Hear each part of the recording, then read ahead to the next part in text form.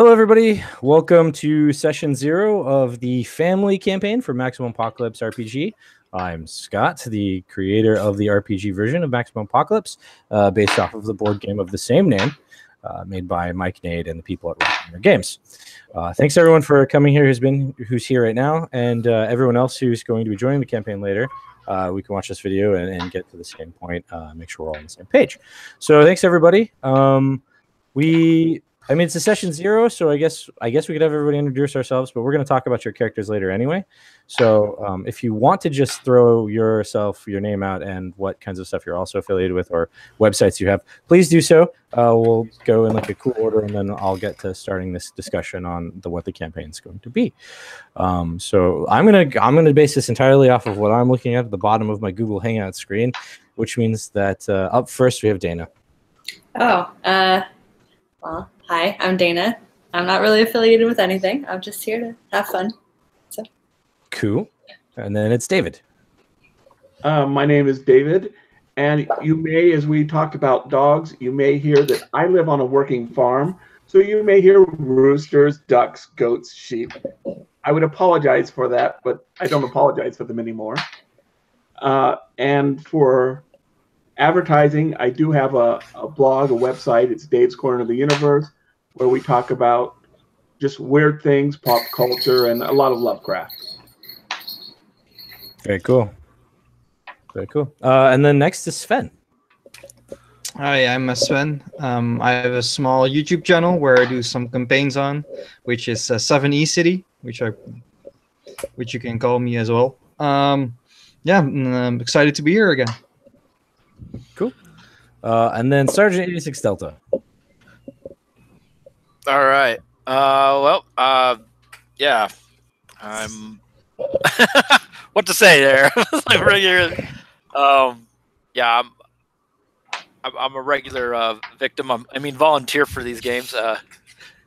So, when I'm on my third or fourth time now with Scott here. So, yeah. Post-apocalyptic games are kind of my thing, so happy to be in here. Cool. And finally, it's Zach. I'm Zach.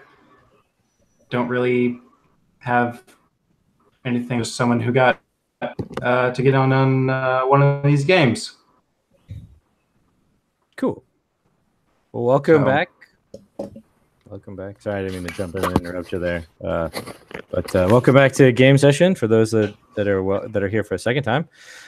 Some of you have been victims a few times. I think that in general, let's see, I think every one of you has been to at least one game session, and some of you have been to 2. Some of you, this is your 3rd game session. Yeah, I think it's how it breaks down. So everyone's been to at least 1, so none of you are fresh new to the game, but that doesn't mean that you're not fresh new, because in a previous game playtest you might have had a pre-made character and had no clue what was happening, and I was telling you how to do everything along the way. Some hand holding. Some of you may have seen like super first of early versions of the rules and then like saw the new set and like, whoa, there's a lot of differences. That happened the other day when a playtester from the second playtest I did wanted to be in a session and was like, wow, this is a drastically different game. Well, yeah. It changed. It's called evolution. Right. Like, yeah, well, when you played it, there wasn't a crafting or creating system that you could make things, but now you can.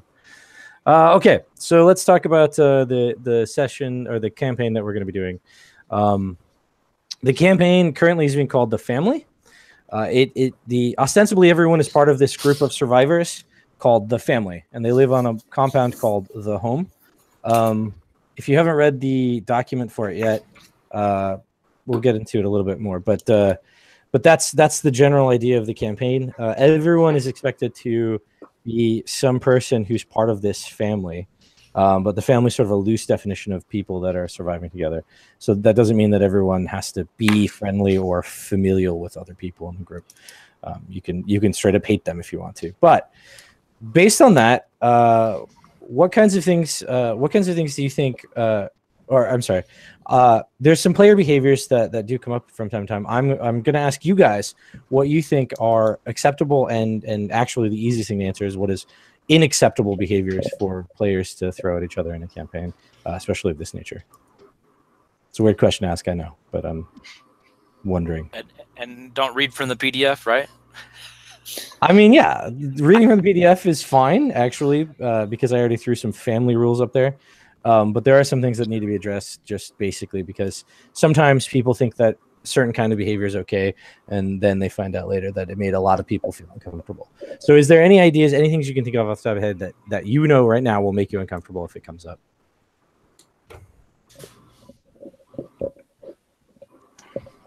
So uncomfortable, no, but don't like is killing other PCs. Okay, that's a perfect example of something, and that's on my list of stuff. So perfect. So no killing PCs. I agree with that statement. What do other people feel?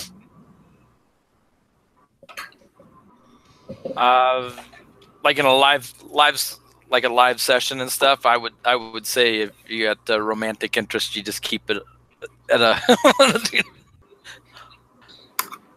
So no, leave that out. That's like a recreational thing. You do that on your downtime. Gotcha. Okay. So no flirtations between players or between characters. Flirting's okay, but anything else that requires a hotel room and whatever else, might as well just leave that out for the time being. Fade to black scenes. Very good, David. Yeah. These are good. These are good things to discuss. What about? I don't think like relationship, like family relationship, friendship, even flirting and love. I think that's part of the dynamics. I mean, if you're not comfortable with another player, then I think you should be able to say that. Mm-hmm. But I think that's the whole idea of this campaign. There's this relationship, and relationship being community is what I'm saying. Correct. Yeah. Correct. True. Yeah. I'm just trying to find out what everyone feels so that we can set some baselines for kinds of expected and unexpected behaviors, or expected and behaviors that people are not wanting. So killing a PC, right? We've established that makes some people feel not cool. Like that's not cool to kill on a PC. And then, if you're going to have to fade to black, please fade to black. Don't describe in detail any things that involve the fade to black. That needs a fade to black. Right. Just fade to black and we can all move on. It's like soccer. You have a card, you wave the black card, you're like but if there's like a developing friendship and or relationship or whatever between characters, that's fine. Just no fade to just fade to black when you need to, okay? And there's going to be other things that aren't romantic that people might not be comfortable with. Mm-hmm. But I think if we get to know each other as players, we'll get an idea that, this person's not comfortable with that type of sense of humor or something. Yeah. And I think that everyone that's at least in this group right now is a pretty good, from my experiences with you guys as players, are pretty good at not trying to cross any boundaries or offending people in the process. So I don't think that's really going to be too much of an issue. But it's good to establish it in the beginning just to make sure that we all are on the same page. So in that same vein of possibly offending other people, how do you guys feel about keeping secrets, like PCs keeping secrets from each other? I like it. Okay, there's one for like. And to some extent, it makes sense that these people would have their private life and their secrets. It's the secret that, there's a trap down that door. I don't tell him and he blows up. That's the difference from my character used to be a slaver. I think it's also like we're trying to be real characters, and I think everybody lies and keeps secrets. If we should are truthful in telling everything, we're not playing real persons. So I think it's fun when it organically comes out too, when you play through a secret. I agree. But I do think, from my thoughts, I was thinking what David was thinking. Like, if you know that there's a bomb on the other side of a door and you don't tell the other players, you're just kind of being a douche at that point. But I have experienced it. I have experienced that sort of thing happening in a game session. So It's not a weird thing to think of. And there's also a possibility in a campaign like this Mhm. is you're going to have this sense of community. Mhm. There's a possibility that someone may betray the community. And honestly, I can't say yes or no, because how does the story go? Does the community deserve to be betrayed? Is it organic to that character? But that could bring up some emotions if you turn against the community. Very good point.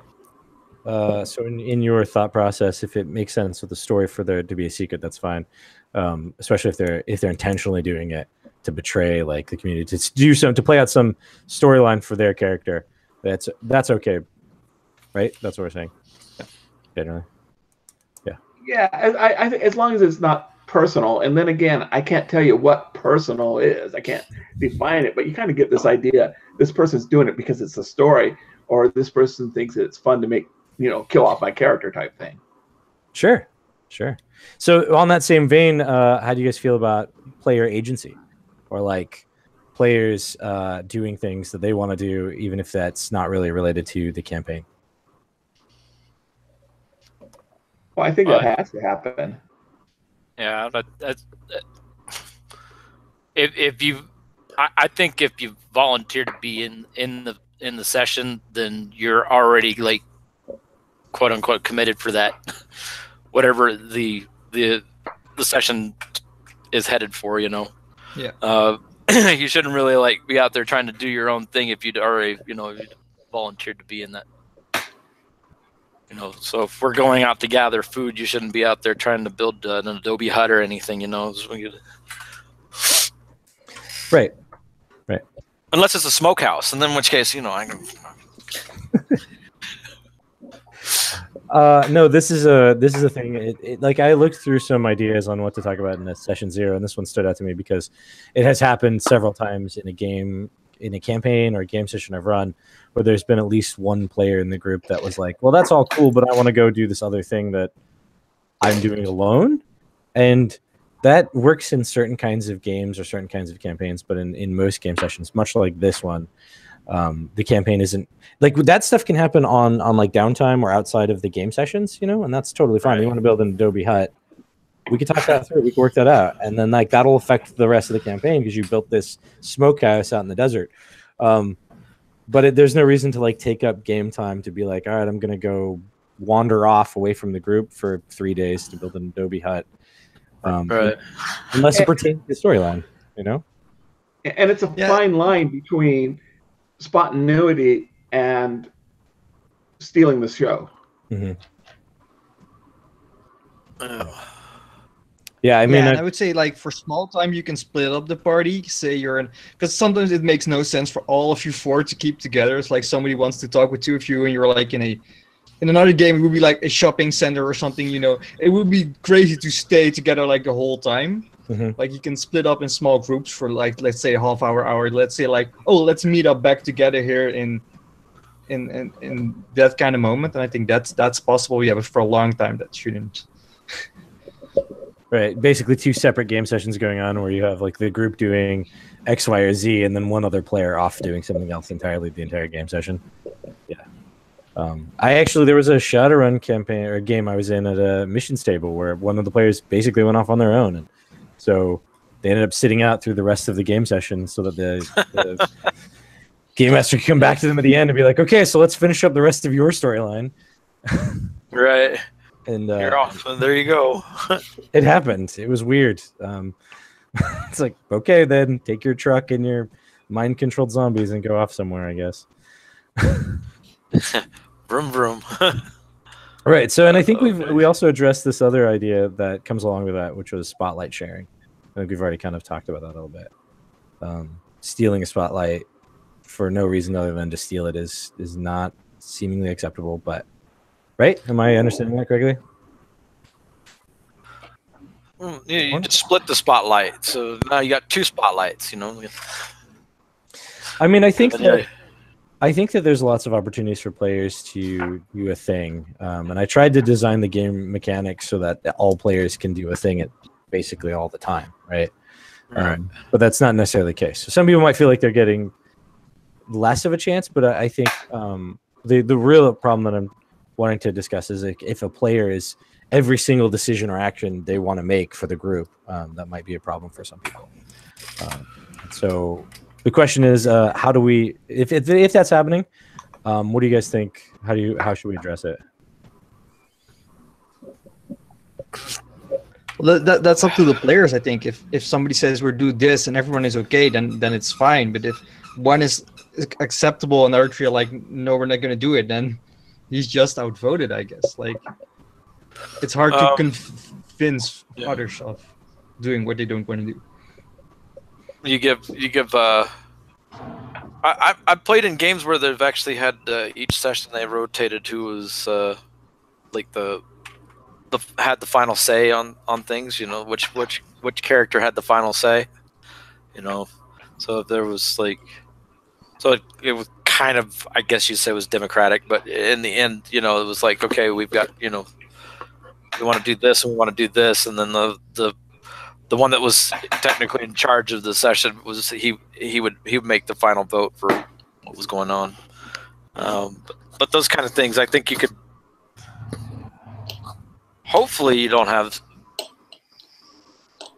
Yeah. Maybe it's a one-trick pony type kind of thing where that's all the guy can do is sit there and just. I mean, show off all the time. I mean, if you're a priest who has the prayer ability, you may just be sitting there the whole time being like, I'm praying and causing weird, cool area effects to happen. It's cool, guys. Right. Rain and lightning storms, killing off the bad guys.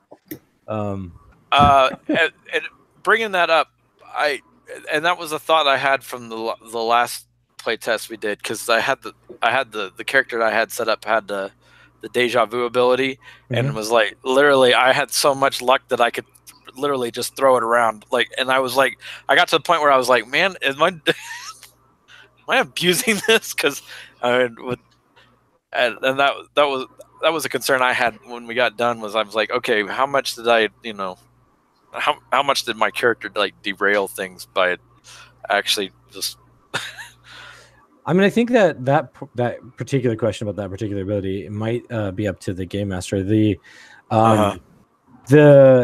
Like, for example, scavenging doesn't have a limit on it preset by the rules, but there is a suggested limit for game masters who want to use the limit.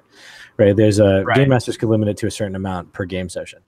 So I think it falls into the same category. I haven't made a limit on it because I don't feel that it's necessary, because I think if somebody has built their character on the ability of being able to change all the roles all the time, that seems like something that they can do. It does screw things up for the game master a lot, but that doesn't, as the roles are supposed to be like creating drama, then changing the drama is part of the drama, right? Like, just double checking, because I mean, he had a lot. The guy had a lot of luck points, and it was just like, okay, I could just throw them away. You know, it's like sure. Anyway, okay, and I think that the last, on that same vein, this whole thing about like stealing spotlights and handling that. This is the last thing, and then we're gonna get into less hard stuff. I just wanted to establish the hard stuff off the bat, so then we can relax and like hang out. But when two characters have an in-character argument, sometimes people like to handle that by doing like a roll-off, right, of like charm or something. Like, I'm going to convince him that my way is the right way. How do you guys feel about that? I'm not big on like players using their abilities on other players. I think I'd rather just like actually argue it out. Okay. And if it takes too long, like if I read your notes, we could say like, okay, let's majority vote, and this discussion will be decided by the elders, because I think you said something about elders. So maybe like, okay, well, let's postpone this discussion, and this will be decided like afterwards by someone else, or they can fight it out when we're back in downtime or something. Right, and that's exactly the reason why the Council of Elders exists in this campaign setting. And conflict is drama, you know, and drama is role playing. But I think there might be a point where the GM has to set up and say, okay, now we're gonna just keep the game going. Correct.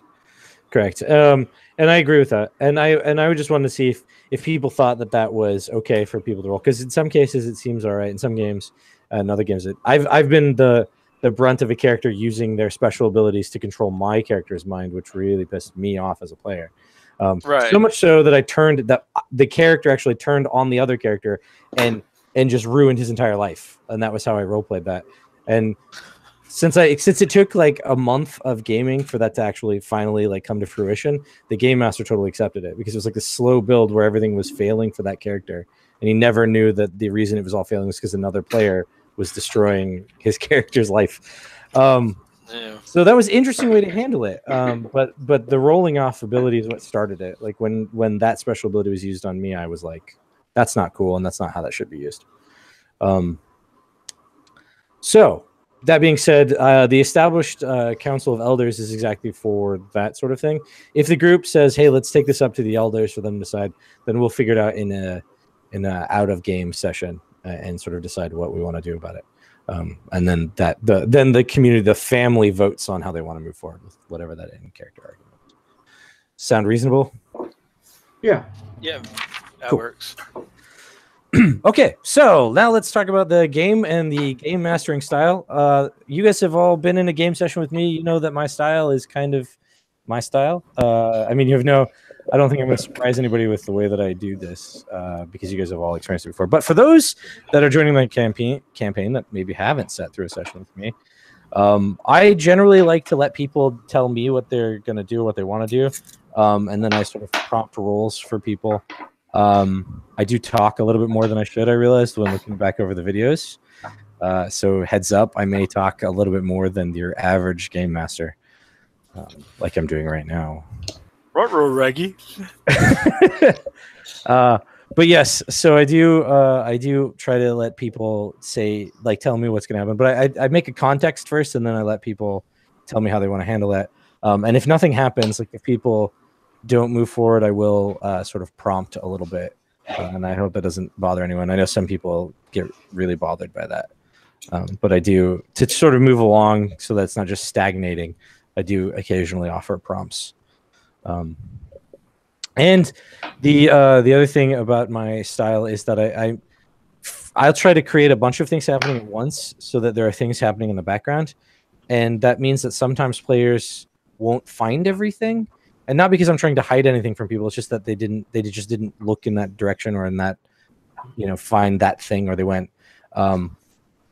So just to be clear, in the game that Sven and Sergeant 86 Delta played together, they were on a ship, and they were looking through the ship, and they kept finding empty closets. And Sven, I think, mentioned it in his questionnaire about how weird that was.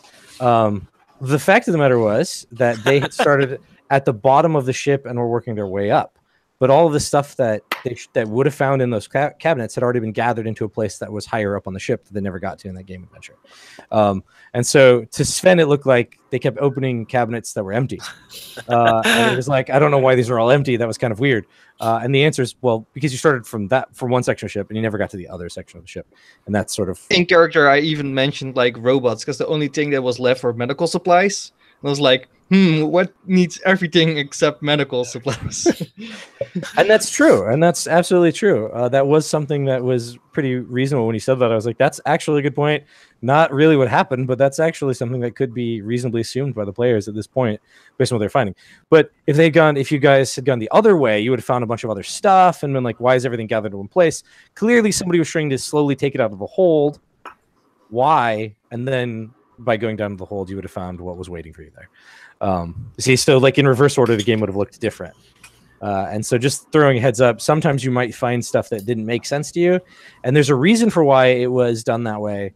But without trying to like go and throw out of character information at you, or like ruin the mystique, as I just did for Sven, I try not to do that. So you may find for a while that you don't understand why certain things are happening a certain way until later on, maybe. In a game of Hunter I ran, they found a book in the very first game session, and it wasn't until game session 9 that they realized that book was actually the same book that everyone had been looking for the entire campaign, and they'd had it the whole time. And so they didn't know that, and that was just one of those things that I did that they finally figured out why the hell they had that book. They found it in a haunted house, and that was like, they didn't understand. So I'm just throwing that out there that I do that. So if you find that you don't understand why a wheel was turning somewhere, there's eventually You'll either find out the reason or you never will, and I'm just throwing that out there for you to understand. I hope nobody's opposed to that concept.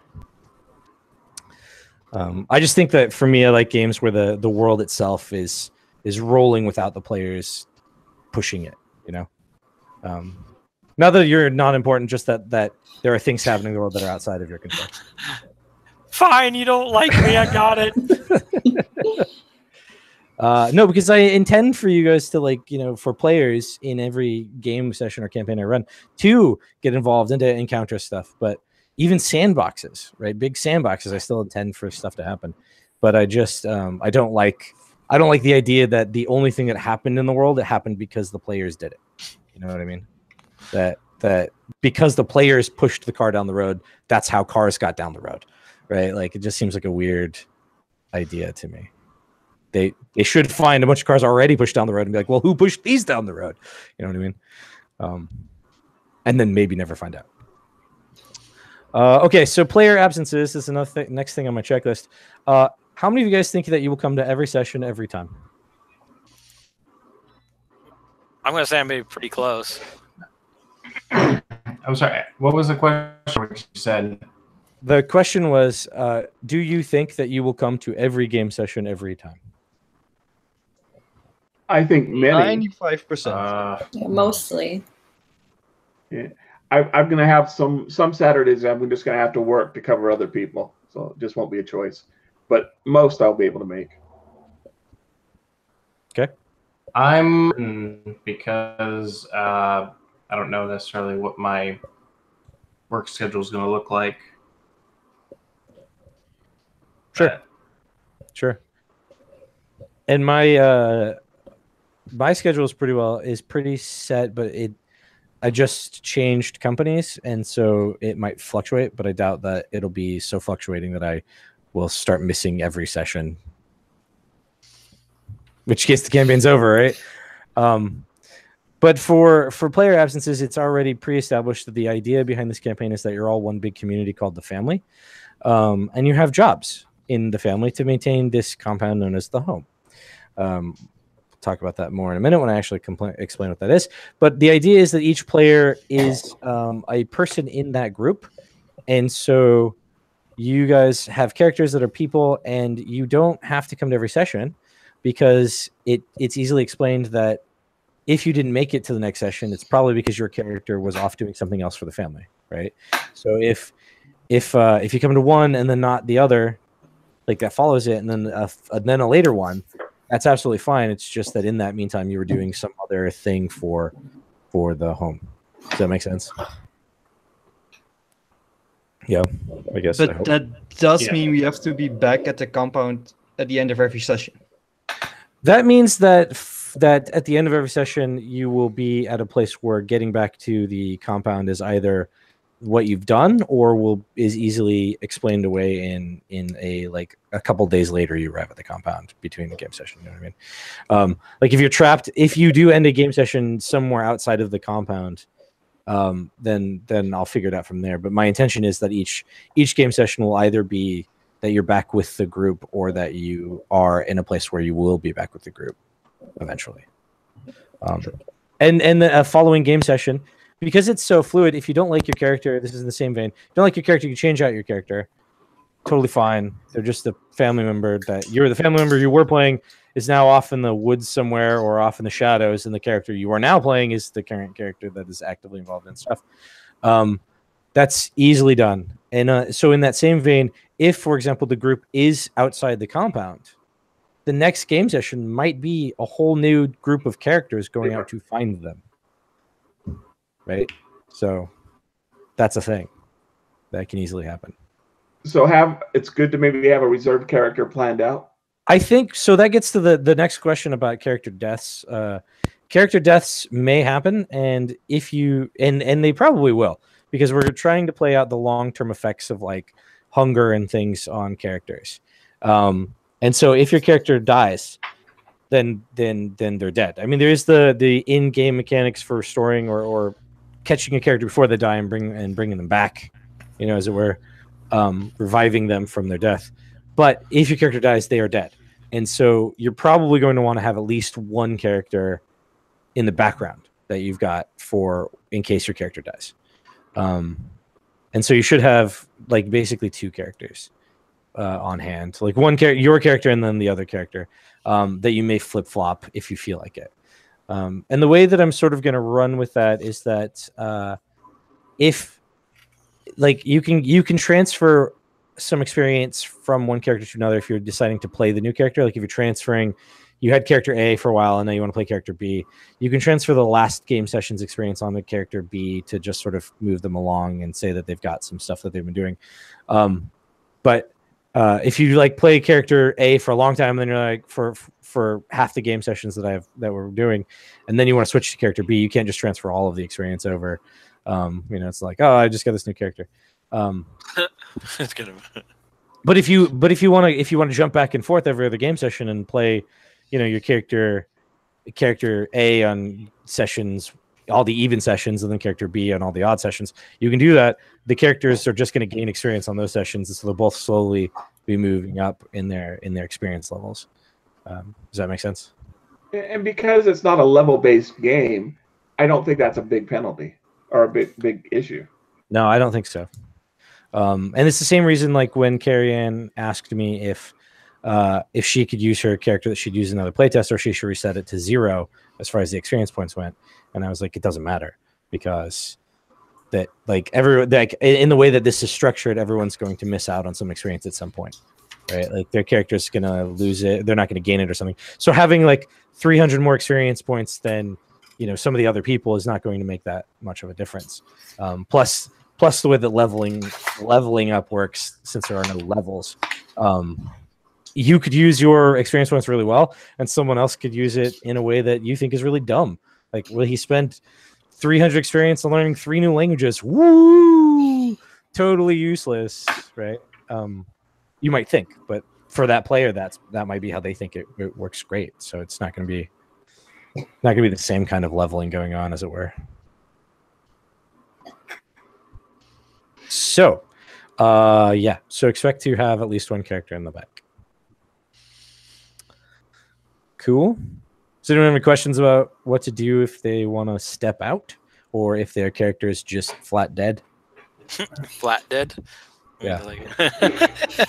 I got hit by a truck. I'm flat dead. Is anyone opposed to the idea of their character dying? It's not my favorite thing, but I think it needs to be considered for the purpose of testing the game. I'm all about Highlander. There can only be one. Just kidding. Just kidding. I got no problem with it. Yeah. I mean, I had a character die. I've had a character die a few times, but not frequently. Most of the time my characters don't die. But I will tell you guys right now, I've never had a TPK. That doesn't mean that you guys won't all die. I'm just saying that, and up until this point, I have never killed off an entire party. Because I sort of also feel that there is, as a game master, you do have ultimate control on Deus Ex Machina, right? Like if you've reduced a party of 4 down to 1 surviving character with this giant monster you have, it might be time for that monster to feel like he's had enough food for dinner and walk off. I mean, I don't understand why TBKs happen like that, but they do. And sometimes it's out of control, they say. I don't know. I just feel like you have control to stop that. But that doesn't mean your character won't die. There's a difference from a stupid death and a heroic death. Sure. A heroic death, going out and saving everybody else, that's different than just, I rolled a 100 and I died. Yep. The one story about a TBK that I completely understood why it resulted in that way, because a lot of times I don't understand how it ended with the TBK. The one that I completely understood was a Call of Cthulhu game where each member of the team separated from the rest of the party. And so there were like 4 players in 4 locations in the Haunted Mansion of Evil. And I went, well, okay, yeah, it's Call of Cthulhu. They're all dead. Like, yeah, you're right. Oh man. I would understand it in your example, right? If there's the creature leaves one alone, but the guy is so dumb to be like, no, I have to vengeance for my friends and keeps attacking the one monster. Yeah, then you're just asking for TPK. Yeah, well then you're bringing it on, right? Yeah. I can see a party, defending, letting their family group escape, and they just take on this army that's just so bigger than them just to buy time. Something heroic like that. Something like that happened in The Last Jedi, where like the whole party takes one ship flying at the bad guys to let everyone else escape. Or the 300. Or 300, yeah, there you go. Yeah. I mean, if you're fated to die, then you're fated to die. That's just how it's going to be. And hopefully the guy who's seen the future knows whether or not he's going to die. Deja vu. Oh, deja vu again. Okay, so we've talked about that. So in my game sessions, we've talked about some of the hard stuff, but like there are some things to consider. Gender and sexual orientations. Those are things that are acceptable and fluid in my game. You can be whatever gender and or sexual orientation you would like. If anyone has a problem with that, they can kindly walk out the door. I'm not trying to be mean. I'm just saying that like it's I would like the game to be accepting of people, and so there shouldn't be any issues with there being that sort of thing. And there should definitely not be, and I'm just putting my foot down, there should definitely not be any issues where players are attacking other players for those particular personal player things. I agree to some point, like pedophiles and stuff. I think there is a limit. Where, like, yeah, like I understand which heterosexual, gay, lesbian is gay, but there are some things that I don't think in our society currently, like in all countries, is not acceptable. I think in the game they should state it as well. And I think maybe I should have said something at the beginning, but obviously, for force or children, that's different. And I can't see that coming up in one of your games. But force in children, that's again something I don't have a stand for, but I didn't say anything in the beginning because I just kind of assumed that was an assumption. Yeah, and I also would normally have, but it has come up in some people's experience with game sessions. So I just made a note to make sure that I included it in what I am expecting from the way that I'm running the game, and the things that might happen. And the fact of the matter is, as you're saying, force and kids, not happening in my game. So don't try it. Yeah, yeah, it's not going to happen. But it might come up that you have to save somebody from the NPCs or something, and I don't have a problem with that because you're saving, you're protecting. But if someone else does, I don't mind cutting it out. Right. So from the perspective of possible evil NPCs that are, say, kidnapping and or enslaving people, that might happen. You're absolutely right. That might be some storyline stuff. That for sure in the bandits enemy descriptions, there's two types of bandits. One of which is basically a serial killer, and the other is there's all kinds of bandits, but there's two special bandit types. So all serial killer types, and then there's the traitor types who are literally kidnapping people and selling them off to the aliens and whatnot. So those are definitely things that may happen, and those are part of the story. But those, again, I'm certainly not going to go into detail about anything that it could be happening. The fade to black moments, those are not going to be moments that get described. And there's no reason to even sort of imply them, aside from it being like somebody has kidnapped somebody, and that's the extent of the description of what's happening. I just don't want to touch that subject. I don't want to get into it, so we're just going to leave it out. So I'm going to tell you guys right now that that's not going to be in there. But you may find like a bunch of kids get kidnapped by somebody who's trying to do bad things or whatever, and you have to rescue them. That's going to be the end of the description, though. Is that clear? No, that's fine. Okay. Yeah. So yeah, now that we've gone past that one, all right. So the games are going to be a series of events that occur around the home, and the players will all be people who have to deal with them. Like I said, if you don't show up to a game session, that's fine. There are some factions, and so we'll get into the game storyline for the campaign. right now. But just recognize that there are some rules mechanics. I'm going to try to follow the rules mechanics in the book as much as possible. If you have any questions about specific mechanics, feel free to ask them at any point, and I will answer them at any point.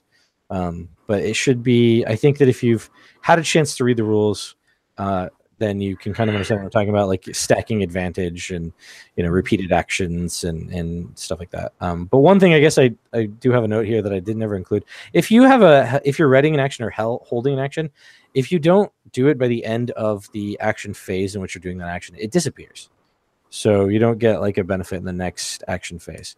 Just wanted to throw that out there because I'm not sure if I feel it's fairly clear in the rules that it says that, but some people have explained to me that they never saw it. So I just wanted to be clear that that's how that works. What if you're lost in the action phase? If you're lost in the action phase, please let me know. Like if I forget you. Yeah, but if you want to hold an action, but you're the like, are you mean the action phase? Like, is that to the end of the battle, or no? I'm just saying, like, if you're the action phase is that particular action phase. So there's like four action phases essentially in a combat round, right? And if during that action phase you're like I'm going to hold my action until somebody else does something, and then everyone else does things, and it comes to the end of that action phase. If you don't remind me at that point that you wanted to do your action, then it disappears, and then you start the next action phase. But I'm just so remember. Is it possible that you're lost in the order? Because then you're never able to hold an action until somebody else does something because they already went. So you mean like if I just move past you and I just keep going down the line and I don't come back to you? Like I don't know. Let's say that he was like a 1 on the initiative, right? And what he wants to do would technically show up on his next initiative. So you've already gone all the way down from like say 15 down to 1. Mm-hmm. Could the person at 1 hold an initiative to act in the following new initiative round? Yeah, let's say I want to throw a bomb, but there's still people standing there. Mm-hmm. Yeah, can I say I hold until they run away? But even though I'm lost, because you will go to the next phase like immediately. That's a good point. Yeah.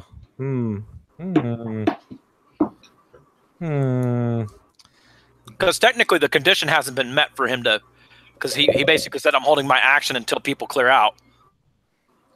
I mean, he could always just, hey, I'm going to assist the GM in a TPK here, and I'm just going to throw the bomb anyway. But that's not exactly the way we want it. Yeah, it does lend to the idea that, it does lend to the problem of somebody who has a low initiative or something, like being able to hold actions, right? Because they're the last one to act in the action phase. So do they ever get to hold actions, or they just get dropped essentially every action phase? And maybe you got some way of contributing. So like an aimed, like a called shot or something. But something you could add to the. There is things like take aim, right? Which do transverse across action phases. Like if you take aim as a movement action, it's the wording is that you get advantage on your next attack action.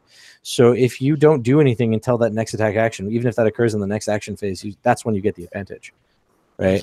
So that can transverse across action phases. If you hold that aim for 3 action phases and then on your 4th one you take the shot, you still get it from holding it over. Right. So I know what D&D does is just you hold it until it's your next turn, because then there's the same time between you and another person, because it's before you go again. Yeah. So if it's your turn again, that's actually a really good way to handle that. I will think about making that how it works, because I had not realized that that's how it worked. Hold actions. That would make sense. So I'll for right now I'll look into that and see if that's a thing to incorporate. But I had never considered that. Okay, things to consider. Holding actions at low initiative. Okay. Thank you. Notes. Yeah. Notes. I'm already writing notes. See, this is a good thing. This is not even a game session. I'm already making notes. No, that's a very good point. Because it is worded so that you would just essentially drop off and you would just lose whatever it was every time. Right. Right. So you're like, I'm the last person acting this round. I want to hold this bomb to throw it when everyone gets out of the way. Okay, well, I just lost my action. Now you have to wait for my next. So you hope the bomb doesn't go off while you're holding it. That'd be the other part. You're just like, oh, right. Well, because wasted action. the bomb would go off with the next combat. Or yeah, you're right. Yeah, I could see that would be a thing. But no, I mean it's still a valid point regardless. It's just know where do you if you're a player that sets up like a dual condition on a hold and that's essentially what I'm looking at. You've got a bomb, it's got a timer on it, and you're the last person on the round, and you're like, I want to throw it after everybody's cleared out. Then you've got two things you're working against, and you definitely wouldn't be holding it clear to the end of the next action phase. That just then you're just asking for it to blow up in your hand at that point. Right. So good question, Sven. Good thing to consider. I'll figure that one out. That's a good question. I have no problem with sort of working on it as a ruling, right? For it to be the way that you just described it, where it's until your next action. So you could throw it halfway through the next action phase, for example. Let's say it's a held bomb, and everyone clears out halfway through that next action phase. You could toss it right then. That would make sense to me. Not how the rules are written, though. So good point. Okay, cool. All right. Well, that was an interesting thing to have happened. An obstacle in my way. Okay, so the campaign is called The Family. You're all members of the family. The family is a group of survivors, as I've explained before. Let me just jump down a little bit to like the explanation of the home and the family. Essentially, the home. Okay, so let's start with the home because that's how I started the notes. The home is a compound that's 30 acres. It's got a 20-foot high wall made of wood, metal sheeting, and some bricks in some places. It's got a covered walking plank area for lookout patrols. There are machine guns every 500 feet, so there's basically 2 on each wall, and the walls are geometric. There's an east wall, a north wall, a south wall, and a west wall, right? You've got the 4 walls, and they each have 2 machine guns on them that can be manned by people. There's a stream that's been reinforced, so it's actually like got sides, so it doesn't flood out all the time because it's been sort of reinforced to have a little bit of bank and give. And so when the water rises up and rises down, it doesn't like wash out into the rest of the compound. It's in the center, and it goes from the northwest to the southeast corners. Outside of the compound is a big field that is filled with grass that's been burned up to make sure that everyone can see. And then there's a 20-foot trench on the other side of the wall. So that's the compound. A reason why this compound exists is that it used to be a manufacturing facility for farming equipment.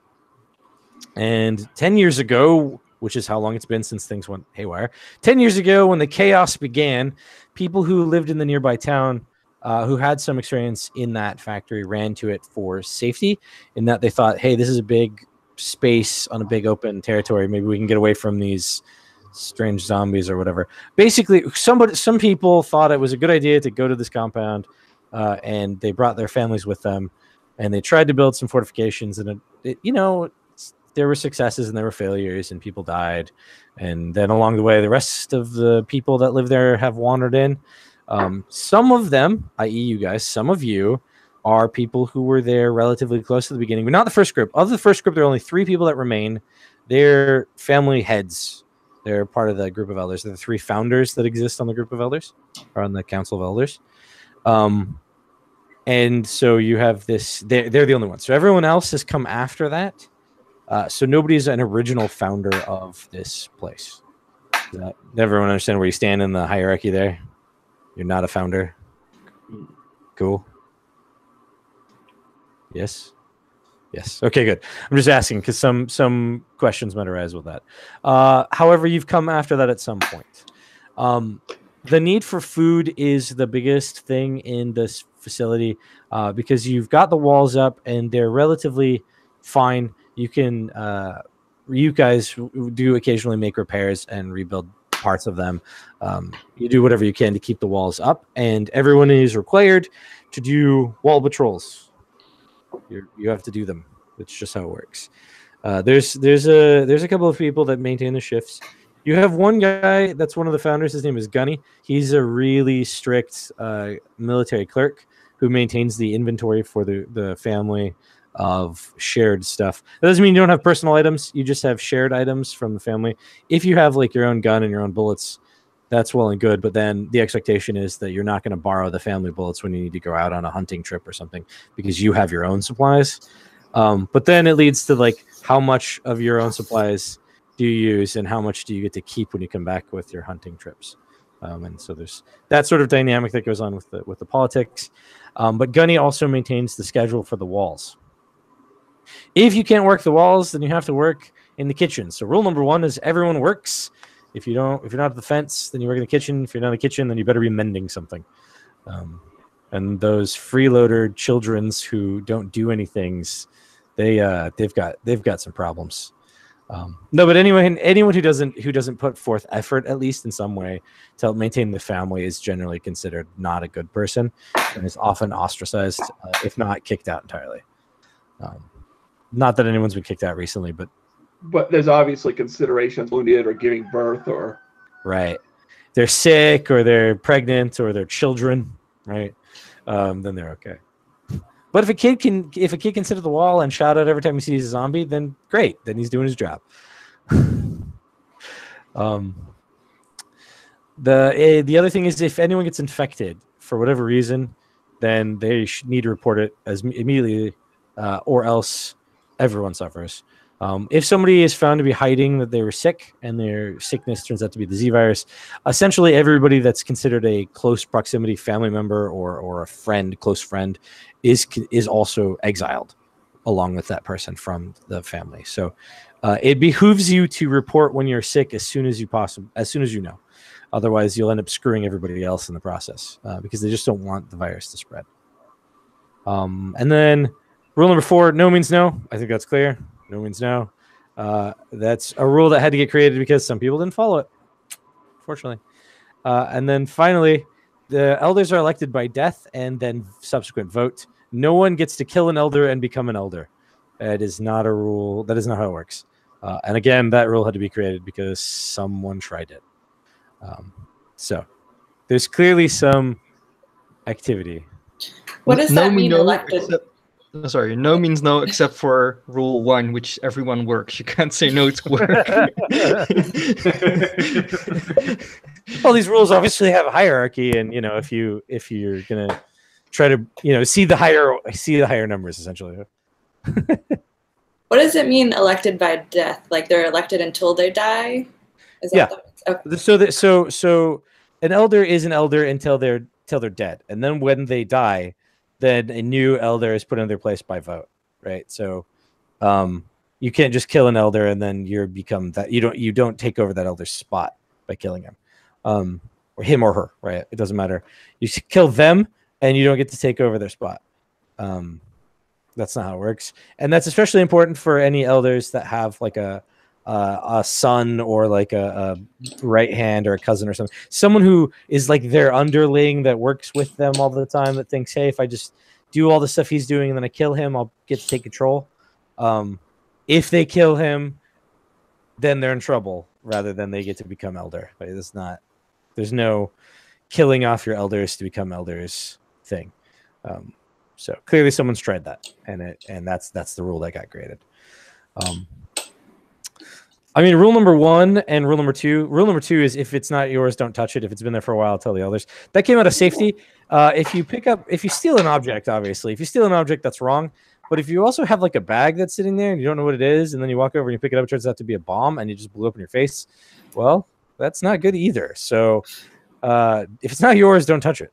Moral of the story. It could be infected. It could be a bomb. It could just be someone's. It could be they're judging something. It could be a testing device for something, right? Like trying to find out what the level of radiation is in the area.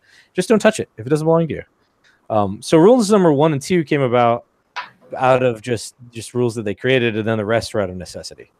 So, and there will probably be more rules added as things go on in the campaign.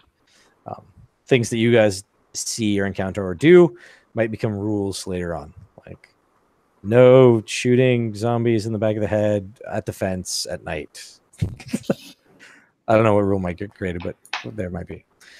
So scavenging for food is one of the most important things. And so everyone if you're not on the wall and you're not fixing a thing and you're not in the kitchens, then you're hunting. Everyone needs food, so no one disagrees with the idea that going out and scavenging for food and resources is a bad thing. Is there any agriculture here? They have tried, but it's very small, and the radiation and the chemicals that rain down have made it difficult. They have managed to maintain small amounts of food, but for the most part, it's not enough to maintain the population, essentially. The water, though, I'm assuming, do they boil it, or the water is not radioactive, or? So the water is safe enough to drink, especially if you have water filters, or you do boil it. But the water itself, if you drink it straight, is not good. People tend to get really sick, and they yet have found the reason why. There's not a very, very clear source. Like there's not a dead body like half a mile up in the river stream, as far as they've been able to find. But the water seems to contain some kind of contaminants that are not great. And there's no real scientific equipment on site yet at this time for anyone to be able to find out why. And any scavenging parties that have been sent out to go find that said equipment have not come back. But it's been 10 years since the fall of civilization. You guys have come in at some point. When we do session 1, when you make a character, and when we do the first game session, I'll have you guys all roll a d10 and determine how long you've been in the compound. You will have been there at least 1 year, so you won't have a 0, but you will not have been there 10 years. So it'll be between 1 and 9, essentially, will be what the number ends up being. If you want to pick like a number on your own, like a 4 or 3, that's fine with me. I don't care. Just know that you've been there at least 1 year, but not more than 9 years. How does that work then? You had something like survived an event with 4 of other second wave of survivors. So if someone is 1 year here, is it possible he still went on this event? Yes. So the events that I'm referencing, so these events are essentially the compound gets attacked all the time. And there have been attacks, there have been scavenge parties. So these events don't necessarily also correlate to big events that have happened at the home. Some of them could have been a hunting trip that went sour or something. Is that clear? Yeah, that's clear. Yeah. Okay, so there are 4 secondary survivors. They were in the second wave of survivors. They're Nathan, Jacob, Kate, and Kemp. They weren't all together. They came separately, but they've been here the longest in comparison to the founders. So there's the founders, and then there's the second wave, and they're in that group. So they've been around 9 years-ish. Each of them, each one of these people has risen to prominence within the family because of their ways of handling situations, or they're going out on a limb and risking themselves to save everybody or something. And so these 4 have all become the sort of when the founders go, these 4 will be the ones that become the new founders, is sort of the idea that everyone has about them, right? That if they say they're going to do a thing, there's usually a bunch of people that volunteer to help them just because whatever that thing is, it's usually something that will benefit everyone. And so all of you at some point have gone on a thing or done a thing with one of these 4 people. So you have to pick one, and that person, whether you survived an event with Nate or with Jake or with Kate or with Kemp, gives you a special benefit to your character during character creation, or addition to a pre-generated character if that's what you're playing. But essentially, when you have your character, before we start the campaign session, or the session you're using that character in, you have to pick one of these. You have to pick which one of these benefits you want to get, essentially. And that's something that happened that involved that person. So it may not have been the same one as someone else, right? So let's say, Sven, both of your characters have both had events with Jake, right? That doesn't mean that both of your characters have actually been at the same event with Jake. It just means that they've both worked with him in the past. Yeah, and if you had an event with Jake, I mean you had an event with Kate also, but you picked the skills for the event with Nate. That was maybe slightly more important. Right. Probably something that made sense in your early days when you first arrived, right? And so that's sort of how you have learned to survive with the family revolved around that incident. But you may have done other events with them, with the others, just that was your formative event, essentially. Right? And you know them, who they are. Everyone knows Jake, Kate, Nate, Jake, Kate, and Camp. Everyone knows them. So if you like saying you're looking for Jake, you're like, we're gonna go find Jake. You go ask people, and everyone's gonna know who they are. You're not gonna be like, who? Jake? What? No, everyone's gonna be like, oh yeah, I saw him earlier. He was in the cafeteria. Oh, I saw him earlier. He was out with the tent guys. You know, so that everyone knows. If you're the new guy and if you're the new guy, you named Jake, you have to change your name. Sorry, there's already a Jake. Very important. We don't want. Yeah, they'll give you some sort of nickname. Like it'll be, you know, there's probably already 10 Jacobs. Right, so you'll have like a name.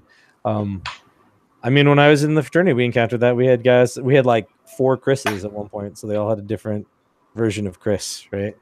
There's like Chris, Christopher, you know, C Money, etc. We had these nicknames for everybody. But yeah, so that's a thing to note. And then the other thing that affects your character is on the compound there are 4 buildings, there are 3 buildings, and then there are 2 other living locations that are outside the building. So the 3 buildings are building A, B, and C. Super easy to remember. Building A, B, or C. Building A is the warehouse with the manufacturing materials for robotics. People live there because it's just a big warehouse, and they live there via a series of boards, planks, catwalks, hammocks, nets, etc. So there's the ground floor where all the machines are, where a character who's a mechanically inclined character might live, or rather work. And then above that, from the floors 3 and up, there's not really floors. Like it's not like a whole floor. There's just catwalks and, you know, things that could be suspended, pulley systems and stuff for the various machines. But people live up there on those catwalks, and they've created a way to live via transferring from hammock to hammock or net to net. They climb, they swing, etc. So that's building A, and you can live there. And if you've lived there, if that's where you live, if that's where your character lives, then you always live. You live on the edge essentially, and at any point you could fall to your death. And so people who live there gain a +5 on their resolve rolls, for, you know, just because they're used to looking over the edge and seeing like the ground directly below them, and then they gain advantage on tumbling rolls, you know, to absorb damage if they fall. Because people fall.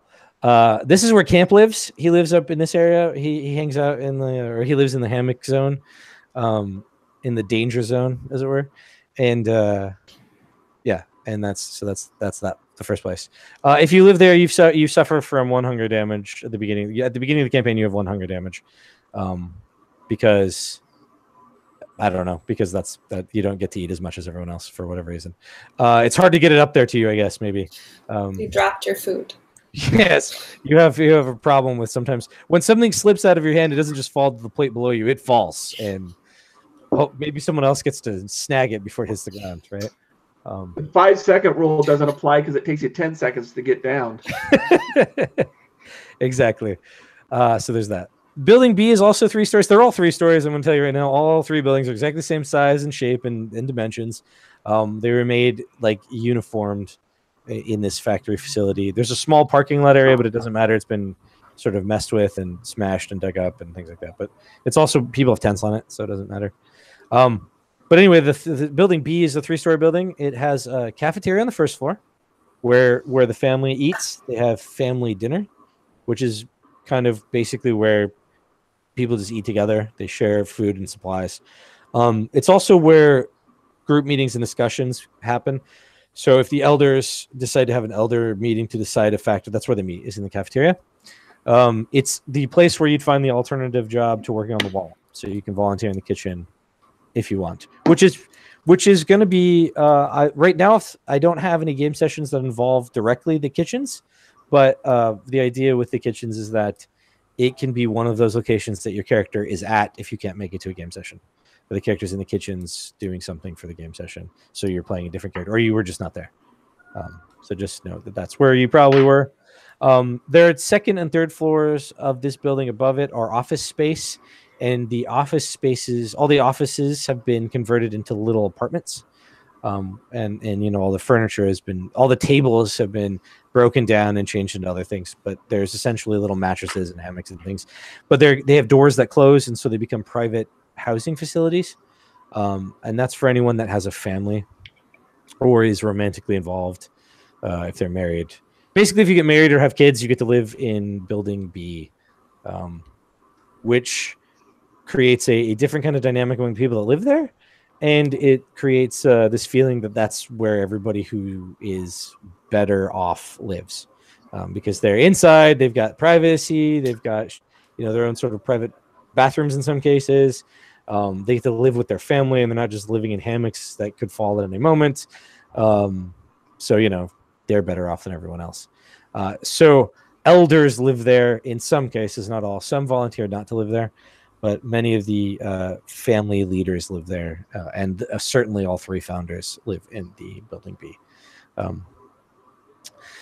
Building C is Building C is a 3-story building. The upper area was the server room for the computer systems. It has been smashed and torn apart. You know, fear of robots, and then is anyone who does technical work, who works on electronics, it can use it as a workshop. That's what it's there for now. The floor right below that was a records room, like a physical records room, and all the file cabinets have been, you know, all of the unimportant stuff has been removed. Things that just didn't pertain to people's survival has been taken out. Nobody gives a crap about somebody's firing record, or their, you know, performance record being that they're dead already. But it does have, the file cabinets have been used as like a makeshift library facility. So there's a whole bunch of scavenged books, some of which are useful, some of which are just, you know, crappy dime store novels,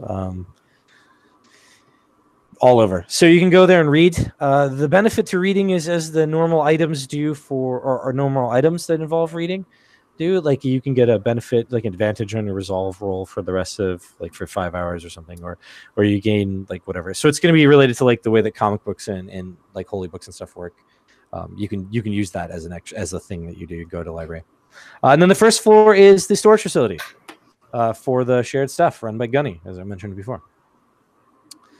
And then the the two last places to consider are the pits.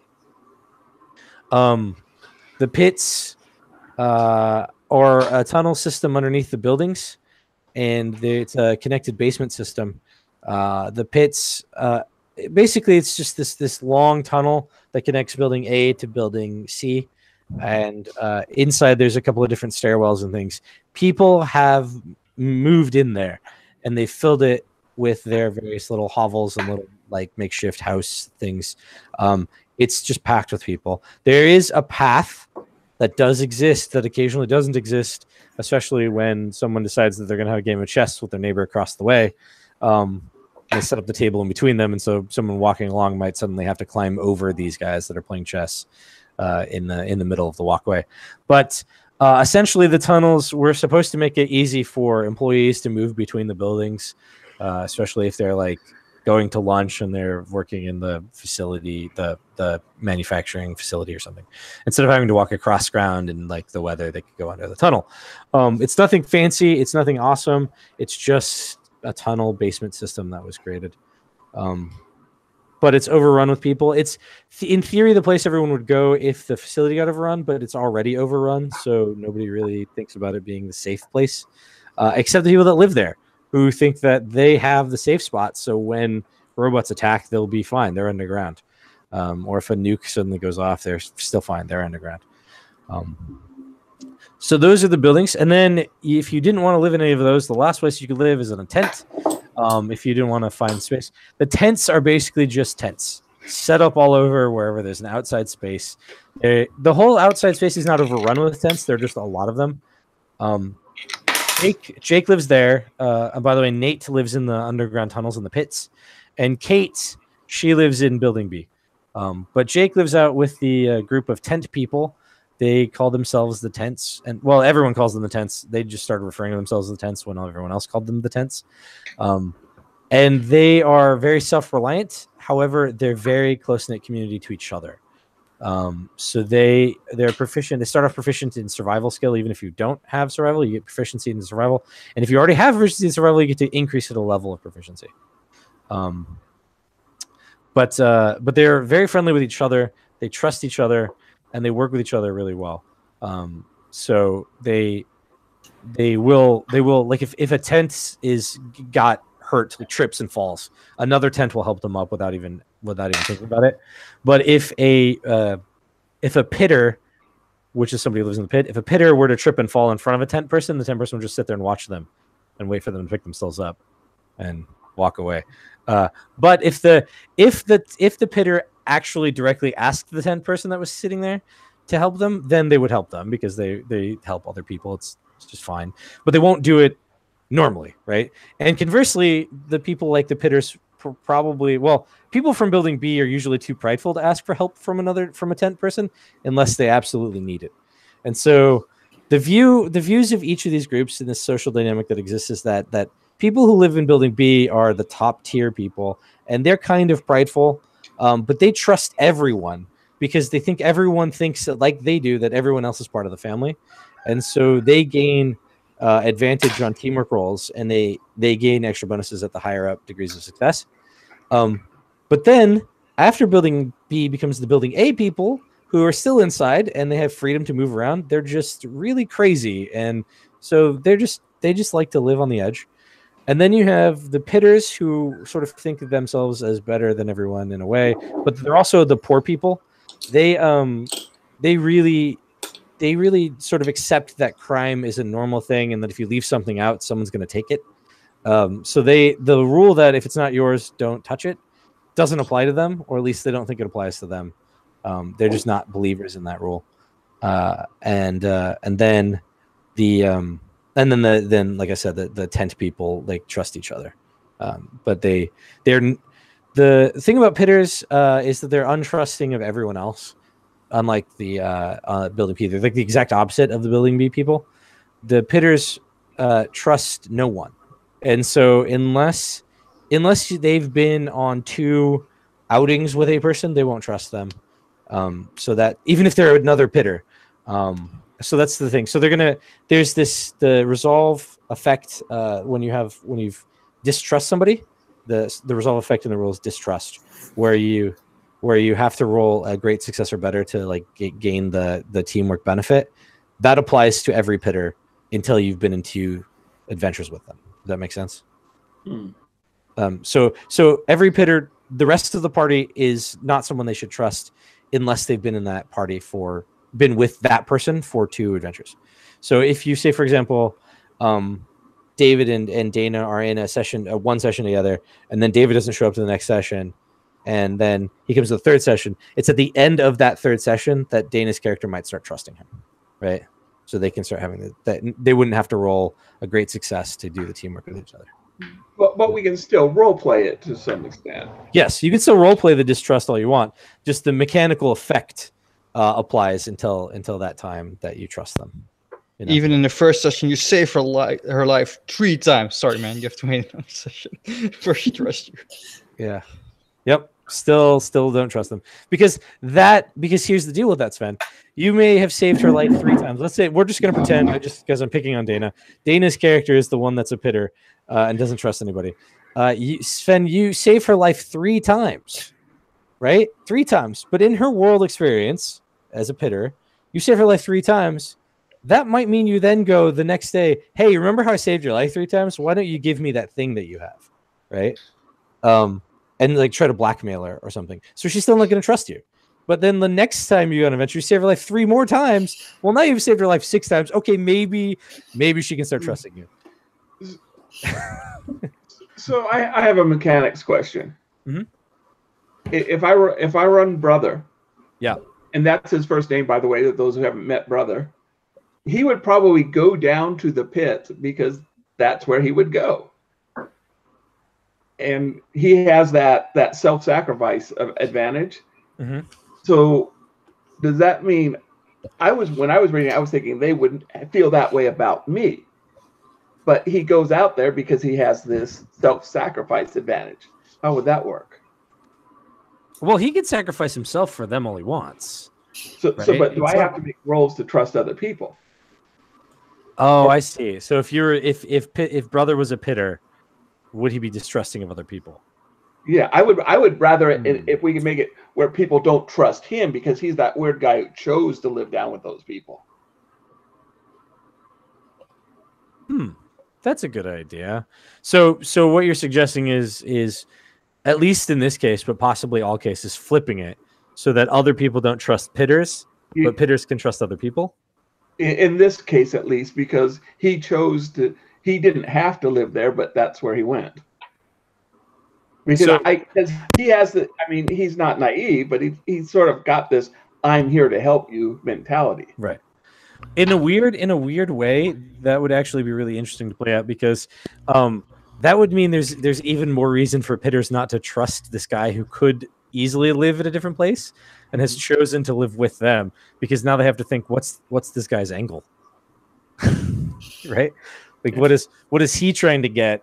What sort of things was he intending to walk off with, and is it one of us, right? That's an interesting dynamic. We'll get to that. Why don't we discuss that more when if you're going to play brother, then we can discuss that. If you're intending to maybe play brother, then when you choose to play, right now I'm planning on running brother. Okay, so you are planning on running brother. I mean, I could see that being a thing. Brother strikes me as not a person who would have been a pitter initially, but I guess so, right? He would just go wherever he sees the most suffering. Sure. So that's an interesting way of doing it. There is, but again, I don't want to change the mechanics just for my character. So there is the thought process that brother is actually a building B person, or at least was for a while until he realized the suffering was down below in the pits. So he could be a building B person, but he just physically is in the pits. Right. Because of his he's down in the dumps. And then that gives you the trusting thing where you trust everyone else, but that doesn't necessarily mean that they trust you. So he's with us, but not one of us. Essentially, yeah. So he physically could live in the pit, but game mechanics and mentality, he'd be in another place. Yes, that's essentially cool. That's what you're talking about. Yeah. And that could be the same. While we're on the subject, for building B, you can only live there if you either have a parent, a spouse, or a child, if I'm correct. Essentially, yeah. In essence, right? Or the third thing is that you've done something impressive for the family to thus gain that special benefit. Yeah, because that we'd covered that once before, Scott. We were talking about the one character I was looking at, and I would see him being part of building B, but maybe more so for the fact that he's been like his involvement with the events that Kate has been involved with. That's where he generally finds himself, is working with Kate. So if you're already then that even makes more sense because that's where Kate lives. Right. So if you worked with Kate and that's who you're claiming, like you're going to be like, I usually work with Kate, then you've probably done something to distinguish yourself away from the rest of the group and thus gained your special private space in building B. Yeah, because the other thing would be that he actually lives on the ground floor of building A. He's over there with his machinery. Well, I mean, I guess it revolves around the idea of what kind of benefit do you want? If you wanted to gain some benefit from like, if you wanted it to be the Jake benefit that you got and you lived in building B, that makes that works. There's no problem with that. There's no mechanical reason why you shouldn't be able to do that. But if you're saying you want to work with Kate and you want to live in the same building she does, that straight makes sense story-wise. Right. Yeah, it's all good. I see where you're going, and I think it's an interesting dynamic that you have. You have both your survivor type and your living quarters, or they can jive, and you can also have some of them that are. Well, like a good example. Like a good example is Jake. He lives with the tents, right? Right. But he's a guy. His benefit is agility and charisma. The agility makes sense, right? Archery and whatnot goes along with living out and being a hunter that goes out and like scavenges for your food. You're gonna hunt it. But so because you got archery, but then the charisma side doesn't make sense, right? And the reason being is that Jake's stuff doesn't necessarily correlate with where he lives, right? So he's good at talking to people and leading people, but he lives out in the tents. So his it's more like he's got more of a command presence than he does like an actual charm type kind of thing. Right. People respond to him because he's like a very vocal and very like forthright and out front type individual. It also explains why while the tents are all individuals that survive individually, they have a cohesion with each other. Right. It's probably directly related to the fact that Jake is out there with them all the time. Right. It's all good. It's all right. It's all right. And then it leads to the idea that perhaps the reason why Nate lives in the pits is because he has to shoot people all the time.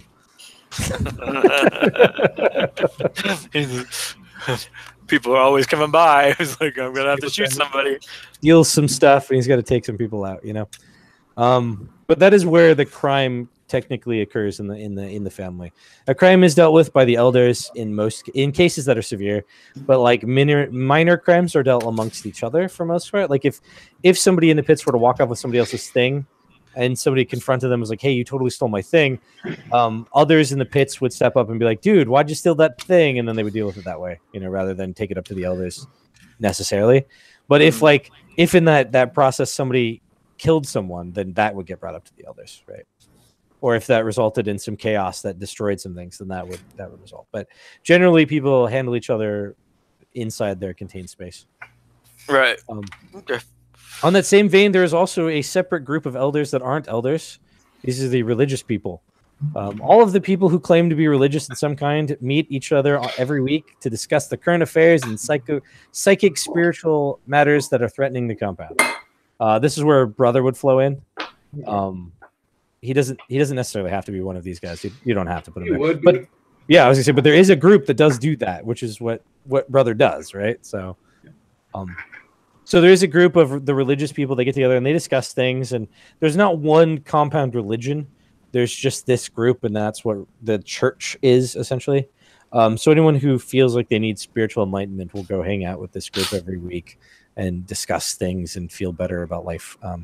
If you choose that your character participates in these types of things, you gain the special ability theology, which technically falls under the supernatural, the rapture.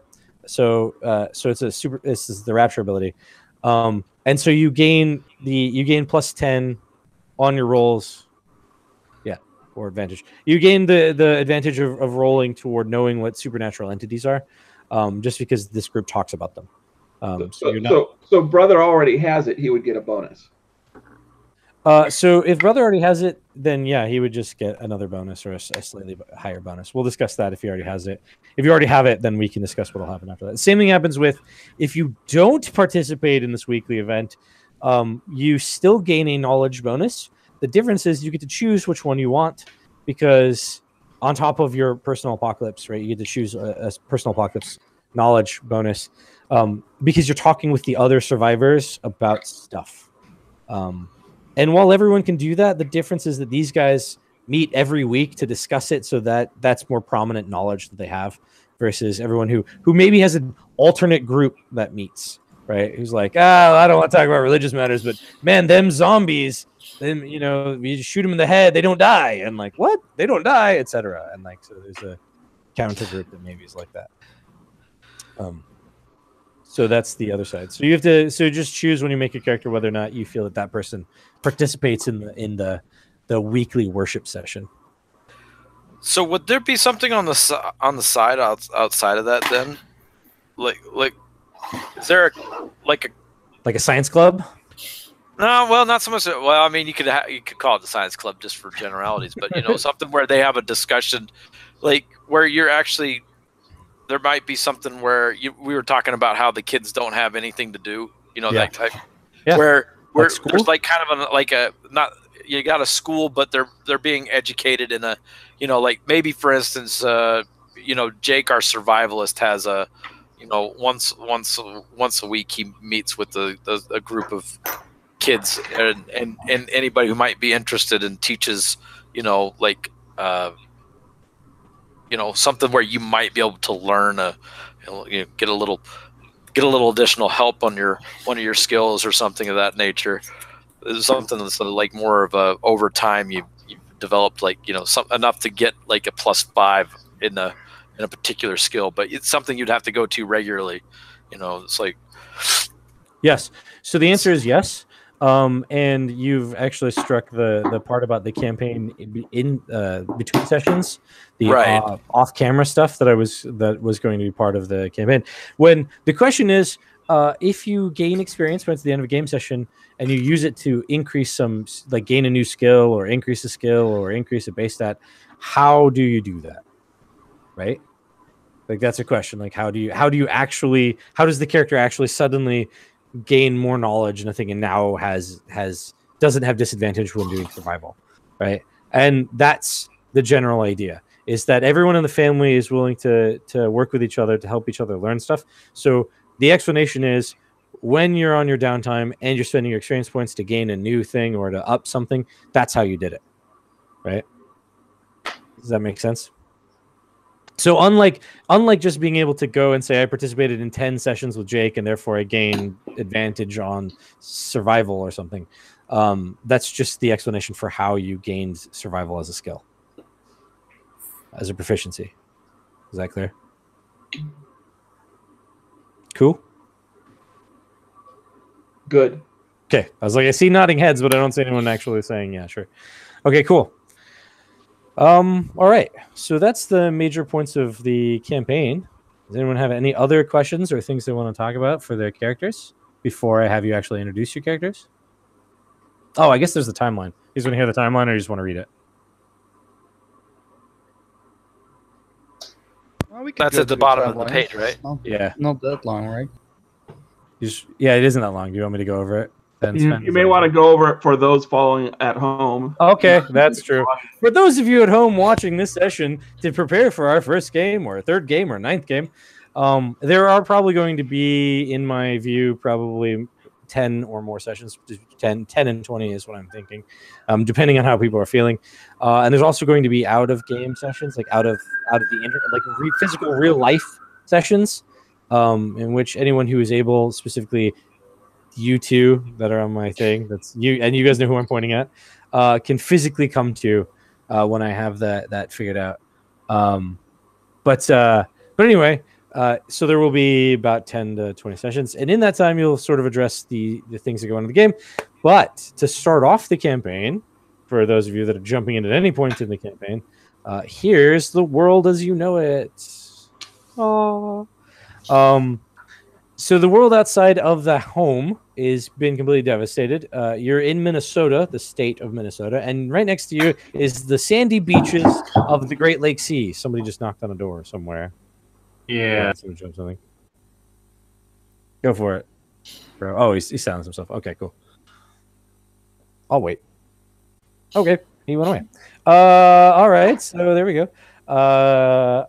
Yes. So anyway, the great state of Minnesota, where you currently live, is right next to the great sandy beach of the Great Lake Sea. The Great Lake Sea was once a lake system that then became part of the ocean when the tremors that occurred shook it loose and ocean water flooded into it. So you live next to an ocean, as it were. Some of you may have been there, but for the most part, it's over there a little ways. It's been about 10 years since things went bad. It all started when an alien ship was spotted outside of the planet heading toward Earth. Various world leaders decided that they needed to handle this oncoming threat. Some people didn't agree that it was a threat, so they started debating and working it out through whatever means they wanted to. They thought diplomacy might work. Nuclear weapons are probably our best answer. Anyway, it created panic. That panic led to lots of cities being clogged up with people trying to escape them, the roads getting blocked off, and people inside just going ahead and raiding all of the different store locations, all the places that I don't want to name so that I don't get sued. But you know, those big box stores that contain objects, some they usually end in, you know, whatever mart or something. Those all got raided, and then and so food and supplies became really hard to get, thus creating food riots. And the food couldn't get into town because it was all clogged up. So people began to starve and die. As those people starved and died, they started coming back to life because of an ultra virus that was eventually labeled the Z virus. And as far as everyone can tell, it started in Los Angeles, or so everyone thinks. No one's quite sure, but you know, it is one of the largest cities. It is the largest city in most cases in the U.S. It is the largest city, and so for it to have been the source of the Z virus is possible, but more than likely it came from somewhere else. But people just want to say that it came from Los Angeles because everyone wants to hate on Los Angeles. Anyway, it began to spread, and they couldn't stop it. Places got quarantined, and thus some people got stuck in those towns while everyone died. The aliens finally arrived, and as they entered the atmosphere, it became very clear that they were not here to make peace, and immediately started, you know, destroying things and gathering whatever biomaterials they could, kidnapping people and sucking them up into their spaceships, etc. So the world leaders responded by shooting nuclear and chemical weapons at the aliens, which, as we know from all of our movies, didn't work. And they managed to instead kill off a bunch of people and cause all kinds of problems in the world, including nuclear radiation and floating chemical warfare clouds. So awesome sauce for everyone. Then, in order to deal with these irradiated zones full of chemical smog, the various governments created the robot soldiers that they employed to enter those zones and to kill the aliens. And the robots turned on us, realizing that humans sending them into their deaths was probably their biggest enemy. So the robots, having realized that their biggest enemy were humans, turned on us, started killing us all off. And just when we thought we had reached the apex of everything that was terrible, the ground shook, and also we noticed giant creatures that were crawling out of caves or underground or from the ocean, attacking everybody. So we had these bizarre creatures, and the ground was shaking. We're not sure if the ground shaking came first or if the monsters came first. Maybe the ground shaking was caused by the monsters coming up out of the earth. Not entirely sure, but it caused continents to separate and volcanoes to explode and erupt and cause all kinds of ash in the sky, which caused winter in some places where there was normally summer, magnetic shifts to occur, and compasses to get all thrown off. It's been 10 years now, so things seem to be fine. But at some point in that, like, it's relatively okay. There's still shifts and settlements and little tremors. But at some point between that, all of that chaos and today, there was a point in time where everyone heard the same sound, and it sounded like a horn blasting from the sky. It covered the whole earth at the same moment. And at that same time that happened, a large amount of the remaining population of Earth just disappeared. Just vanished. And because some people are familiar with the fact that there's weird fluxes of time that occur, they think it might have been that. Other people believe that it's correlated with strange entities that then started descending from the sky and traveling through the earth, claiming to be angels and demons. So that's the world in which you currently live in. The timeline of when it all happened is not entirely sure, whether it all happened over the course of like 6 months or whether it was the course of like a year or two. You guys as survivors know of those things happening, and you were trying to get away from them. And then there's that time where like you don't have a clock and you were hiding underground, so you didn't see the sun. So you don't really know how much time passed from the time that you were hiding to the time that you left the hiding to go find food and ran into other people. So is that clear? Like the amount of time between when everything went down and the current day is not perfectly clear, but it did all happen in sort of that general way, as far as you guys understand. So that's the world. That's the world that you're coming from. It means that when you do character creation, there is no restriction on the type of apocalypse you survived, and so you can choose whatever you want.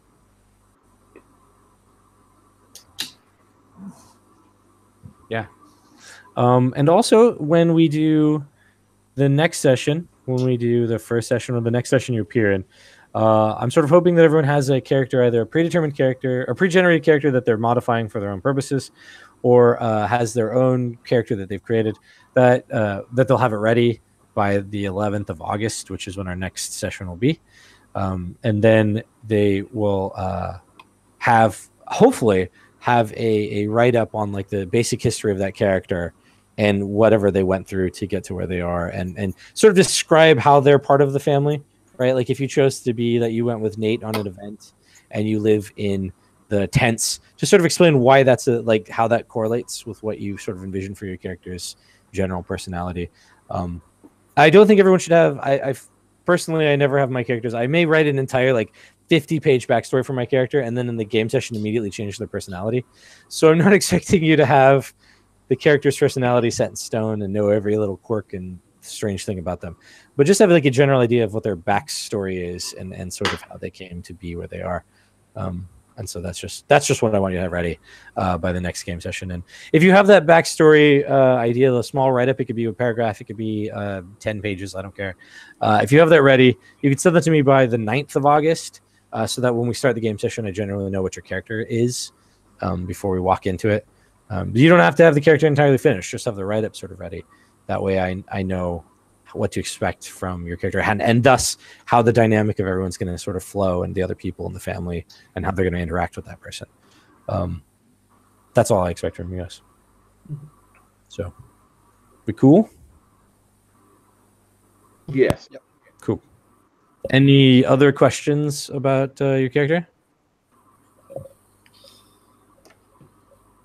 Or So world? just for the items, the items were shared, right? So there are shared items, yes.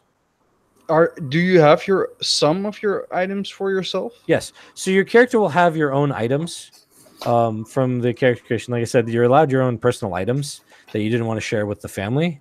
But the idea is that the items that you possess, you're going to either share with other people at your own choice, right? Or you're going to use for yourself. But if you use them for yourself, then if you use them for yourself and you go hunting, for example, then there's going to be this sort of question about how much of what you got using your own resources do you get to keep, and how much do you have to share with the family, right? Based on that. If you shared stuff with the family, like if you decided not to have any bullets whatsoever and you're going to borrow the bullets from the family, then the bullets should correlate to whatever you return with. So if you killed a rabbit along the way, the rabbit actually is the family's because you used the family's bullets to do it. Does that make sense? Yeah, understand. Yeah. But you can have your own stuff. That's fine. Not a problem with having your own stuff.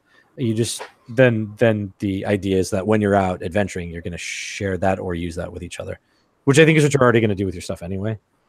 And so that's the expectation that people have on your personal stuff. It's your stuff, but if you need it for something, then you're going to share it essentially. Okay. So if you have rope and you're the only one that has rope and everyone needs to climb down a hill, it's not going to be expected that you're going to put the rope, you're going to climb down and then take the rope back and be like, screw the rest of you guys. But everyone's going to be able to use your rope to climb down, mountain. Cool. So now that we've done that, we've covered all of that. Does anyone have, or anyone want to share aside from Brother, we know Brother's in here. Anyone want to share the idea for the character that they want to use in the campaign? I guess I will. I have mine pretty much done so far. Okay. Do you want just like kind of like what they're good at, or do you want like me to specifically say this is like their archetypes and stuff like that? However you want to present it. If you want to keep it secret, that's fine with me. However much you want to share in the character. I'll get the character sheet from you before the game begins anyway, so I'll know what your archetypes are and things. But however much you want to share with the rest of the group is totally fine. Okay. Well, I'm going to be playing a woman named Mickey, and she went through the seismic cataclysm, so she's more geared towards movement skills. Like she's fast and on her feet a lot. And I'm going to have her live in building A, like as high as she can in the like catwalk section. So yeah, she's basically more of not stealthy, but fast and quick. Sure. Yeah, that makes sense. And also lives on the edge and ready to fall at any moment. Got it. And we know about brother. Sven, do you have an idea in your head? We know about brother, but maybe we should be for the recording because not everybody. We're just saying I like watch the other one. If you want to know about brother, you have to go watch the other session.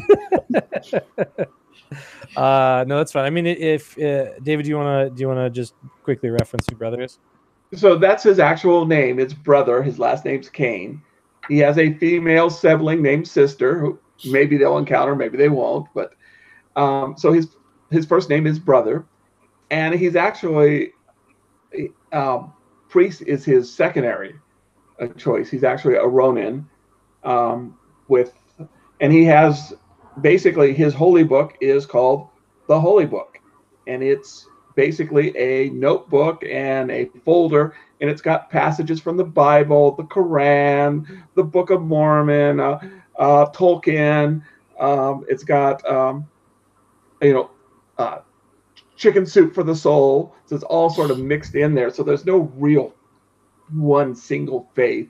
But he basically, his main thing is other people, and in fact, he nearly got killed by protecting the one person who didn't need protecting last time. It's very true. Cool. So that's brother. Sven, what about you? What's the idea you got in your mind? Yeah, I'm thinking playing a scientist from South America. I'm probably going to go with a woman since our group is mainly men, I'm guessing. Just to have some differences in there. Yeah, basically she idolizes how it used to be before everything happened. And she does things they did nothing wrong. Like everything that happened was aliens, probably. Like the aliens hacked the robots, they created like she's blaming everything else except for the humans. The humans were perfect and we should go back to there. And she's making plans to, like, she's thinking too far ahead. Like oh, we should start building roads for when we get vehicles, and we should expand it up. Like she's overthinking way too much. Okay, cool. So she's probably part of like the group of like spearheading like different designs and different innovations for the walls and for the pit and for the etc. Right? Yeah. Yep. Exactly. Maybe like even help to Gunny, who right. Keep an inventory and stuff. Yeah. Yeah, makes sense. Cool. And Sergeant 86 Delta, what about you? Yeah. Yeah, I think my character Parks is going to work okay for this. I think so. I think he will too. I think he wandered in on the one of the following survivor groups, but he's maybe he worked at the facility before. I don't know, but he's a mechanic. Mm-hmm. But he was a big proponent for like green and clean energy. Mm-hmm. And so that's one of his focuses, is he's trying to figure out ways to get back to, and he may have been part of the group that put together their current means for generating electricity or power in the compound and whatnot. So sure, absolutely. And I have no problem with that being the case. Like the character Parks you sent me, I have no problem with the way that he's designed with the game. The building A is sort of what you were referencing with the garage that you wanted the character to have. Right. Doesn't belong to him, it belongs to everybody, essentially. Right. And that makes sense. So I got no problems with that. So yeah. Okay. Zach, do you have any idea what you're thinking about? Yeah, just kind of a character concept. I haven't really done any character building, but I guess this guy named Ryan, who lived through alien invasion and was kind of one of those people who thought, oh, this is going to be a good thing. He was really optimistic about it, but then, found out they were there to invade and stuff. And so now he's a huge pessimist and does it like basically he sees it as it doesn't matter if the glass is half full or half empty because it's laced with poison. And so it's not that he doesn't trust anybody, but he yeah, so he's just he basically expects the worst thing to happen. I was thinking for his archetype, maybe either be a hunter or a gunslinger, something like that. That's pretty much all the idea I've kind of come up with. Okay, cool. And that's absolutely fine with me. You have basically you have 2 weeks to sort of figure it out before the next game session. The reason why I chose every other week is partially because I can't do it every week. I have things that I need to do in my life, and I can't do every week. And I'm sure that the rest of you have things that you need to do in your lives, and every week is not necessarily a good thing for you. But that's sort of what I was thinking about the game sessions, sort of make it easier on people. That does mean that you have to remind yourself, and I'll try to make sure that I remind everybody. I may even make game session reminders for every 2 weeks. Yeah, so that's what we're gonna do it. So the next game session will be on the 11th. It's weird. The alarm started going off inside. On the 11th will be the next game session. Before then, I may have small interactions. I have nothing planned right now, but I might throw in a few to give other playtesters who might want to jump in or be part of it the chance to jump in and be part of it, so that they can sort of feel the game out before they decide if they're going to jump into an entire campaign. Because I recognize that that's kind of a daunting thing.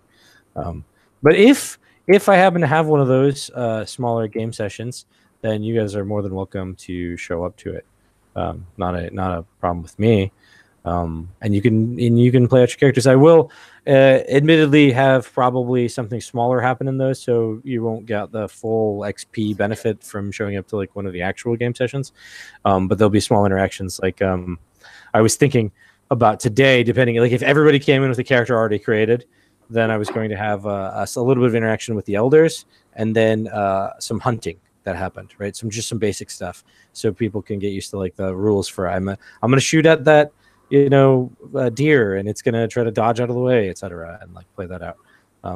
But everyone who showed up has already been in a game session, so I think that like I could skip that basic stuff, and we'll do that at a different time, and maybe have a little game session for somebody else. I ran an encounter session with Jeremy Childry from Gordonak Games. Found at Gordonak Games on Instagram. I'm pitching him right now. I don't know if you guys realize I'm plugging my friend. But if you, but his game Gordonak is in development as well. And we did a playtest session where it was literally just a showdown. He had a gunslinger and I had a gunslinger, and we just drew on each other and shot at each other. Of course, it didn't go nearly the way that we had intended. I dove out of the way when he first shot at me, and then I missed him, and then he climbed up on top of the thing I was hiding behind and shot me in the face. So that's how it ended. But it was a nice little interaction to get used to the rules for the game. So that's the kind of stuff I'm talking about in the future for maybe a mini game here or there for about like an hour or half hour or something. So anyway, I think that's about it. If you guys have any other things you want to talk about, we can do that. But otherwise, I think that we're pretty good. Yeah, I have a quick question. What do you want to do with breaks during sessions? Because I know last session we went for 4 hours without any breaks. Is that how you want to do it always, or is it like a small break in between? I generally can go for the entire 4 hours without having a break, but I'm not opposed to the idea of people having breaks. So if you want to call for a break, so I'll try to remember at 2 hours to call for a break and see if everyone wants one about halfway through. But if you need to call for one, or if you want to call for one, that's fine with me. And I won't stop it. If you're like, hey, I need a little break, as long as it's not like every 20 minutes, then I'm probably not going to worry about it too much. A quick toilet. Like last time I had to leave like for 2 minutes just to go to the toilet, and was like, "So you're gonna go on a break?" Nope. I'm just taking this moment right now. Right, and that's fine. Like that's totally fine if you want to call for that at some point. I'll try to remember at 2 hours. I have to remember at conventions because I run games for conventions, or at conventions for Chaosium, and I have to set a little timer on my phone to remind myself, because otherwise I'll just go the whole time, and people will be like, "Oh, I need to go to that," And whenever you say a convention, when you say 5 minutes, that means 10 minutes. And so I have to also keep that in mind too. So like a 2-minute break, which means 7 minutes. Pay 5 salvage, 5 CP to go on a break. I mean, that's an interesting way to go about it. But no, I'll try to remember, Sven, to have a break in the middle. But if I don't, just remind me. That's fine. I have no problem with that. There's no reason why I have to go all 4 hours. You know, I just do. I have longevity like that. I will say that at the end of every game session, I usually have to drink a giant glass of water because I didn't drink anything throughout. And so there is that side. Like maybe it's just because I'm not drinking enough water during the game session. So as my cup right now is empty, there's no water in my cup. No, so. when we want to break, we just say like just fill your water and. Well, and it would remind me to fill my water on the break. Yeah, so that's right. We pay him 5 CP, and he goes fills his water while we go use the bathroom. We're calling for you to fill your water cup. Just need you to fill your water cup. 5 minutes. I guess Make sure it's good stuff. I have bought this cool foldable. I don't want to show the logo because I don't want to get sued again. You know that. But this cool 4 foldable, usable Game Master screens. I am going to try to have by the 11th the Game Master screen for this game completed. So that way I can use it for this campaign, and also you guys can look at it because I think it should be helpful for you. If you haven't seen the cool action chart thing that I made that out of some advice from a playtester from a previous game. And that's kind of stuff that will appear in the Game Master screen. And our goal with that, to explain to you guys, and the reason why I'm telling you about it, because it's totally unimportant for players, is that it's a dual-sided Game Master screen. That's what we're trying to create, in which one side is useful for, well, both sides are really useful for players, but like one side is going to be facing players, well, the other side is being facing the Game Masters, and then they can flip it.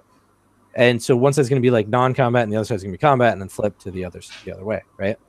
So players, in theory, players who play my game will also be getting a benefit from the Game Master screen along with the Game Master. So that'll be a thing. That's why I'm bringing it up, because the Game Master screen, when it's finished, you guys might want to look at it too, because it'll be useful for you to play the game. In person, wouldn't that be a little weird, like trying to lean over and read it all the time? Well, the side facing, having like a sheet that you can just give them.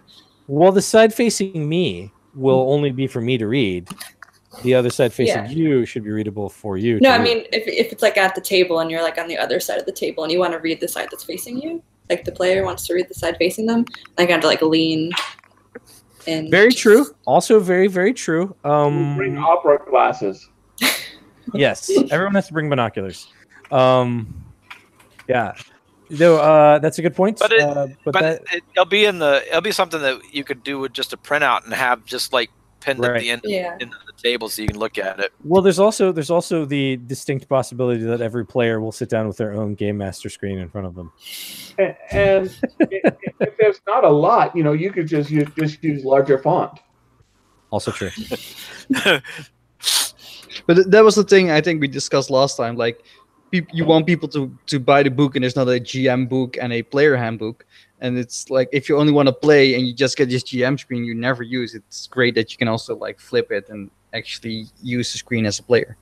Right. Da, da, da, da. Correct. That was part of the discussion last time. So to explain, so you're right. In the in-person games, if you're trying to lean over and read, that might be awkward. But I mean, who knows? Maybe the person next to you will let you lean in. Maybe you'll be the person sitting right next to the Game Master, and you won't have to lean in because it's right there. So the moral of the story is, if you intend to read my Game Master screen in the in-person game, sit closer to me rather than on the other side of the table. The person on the other side of the table will have to be whoever shows up late, because they'll be the farthest from the helpful Game Master screen. I'll just, it sucks to be them. Anyway, cool. Any other questions or concerns, comments, otherwise? No. To be good. Cool. All right, then. Well, being that there's no other questions or concerns, you guys can see right now that I've run an organization, obviously, because, like, I'm doing this whole, like, how you actually run a meeting. Hearing no other concerns, I have determined that this meeting is now adjourned. I have some experience with that in a couple of different places. But anyway, hearing no other discussion, I guess I'll call this meeting closed. This game session is finished, I guess. Thanks everyone for coming out and discussing with me how you guys what you guys were expecting out of the campaign and what I'm expecting. We now have I have a general idea of what everyone's expecting, and you guys now know what I'm expecting, and you know the campaign. If you want to send things to me off camera, as it were, things about how you want to roll, how you want to do things with your character, totally fine. I'm open to that. If you're gonna send me a bunch of stuff, like a big block of information, it's probably best to email it to me rather than sending it to me via like instant messenger. I'm just throwing that out there. I'm not pointing anyone out. I'm just saying that it's easier for me to read through a giant block of information if it's in an email I can look at when I'm away from doing stuff, because I'm usually fairly busy throughout the day, and I can stop and read an email and then figure out how I want to respond to it. So that's probably the best way. But you can message me on instant messenger if you're just like, hey, question, do I need to live in building A if I want to, whatever. That's fine. But you can message me that way. Those of you who don't have my email that are watching this video at home, that's because you're not part of the playtest group. Sign up and you can find out.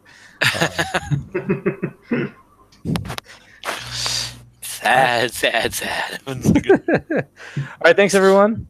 I will end the broadcast now, and then anyone who wants to hang out for a bit can still hang out. But otherwise, thank you very much.